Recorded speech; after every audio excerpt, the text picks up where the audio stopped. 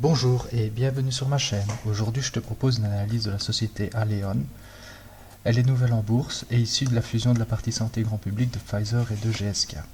Elle a sorti ses premiers résultats et je te partage ici mon analyse.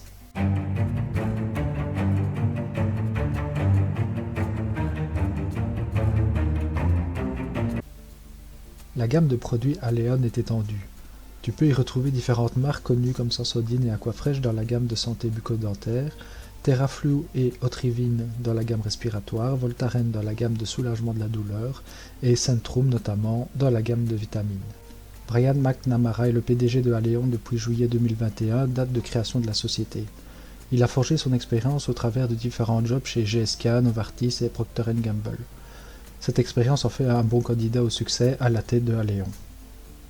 Si maintenant j'analyse la présentation des résultats Q2, la croissance est en augmentation de 12% par rapport aux résultats du premier semestre 2021 pour l'ensemble des produits.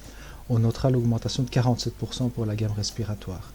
Cette augmentation est liée pour 4% à l'augmentation des prix des produits vendus et pour 8% par l'augmentation des volumes de produits vendus, ce qui en fait un bon équilibre, je pense, entre l'augmentation des prix et l'augmentation des volumes. La répartition géographique des revenus de Aleon est en croissance dans les trois marchés. Donc on est à 10,4% en Amérique du Nord, 12,1% en Europe et 12,3% en Asie, ce qui fait une répartition en augmentation de manière globale. Comme déjà annoncé précédemment, en comparaison avec le premier semestre 2021, les revenus sont en croissance de 13,4%. Le cash flow est en hausse, passant de 189 millions de pounds à 553 millions de pounds. Si maintenant j'analyse par rapport aux données des années 2019, 2020 et 2021, on notera qu'une diminution du chiffre d'affaires a eu lieu en 2021. En résumé, on observe une croissance de 13% par rapport à 2021, mais une décroissance de 4% par rapport à l'année 2020. Je m'attends donc à une croissance de 9% par rapport sur l'année 2022 par rapport à 2020. Dans le contexte macroéconomique actuel, avant de renforcer ma position sur Aleon, j'attendrai donc les résultats complets de l'année afin d'évaluer si par rapport à 2020 la société confirme et conforte une croissance. Sur le site de Zone Bourse, les analyses sont plutôt neutres sur le titre avec des dégradations de recommandations depuis l'entrée en bourse.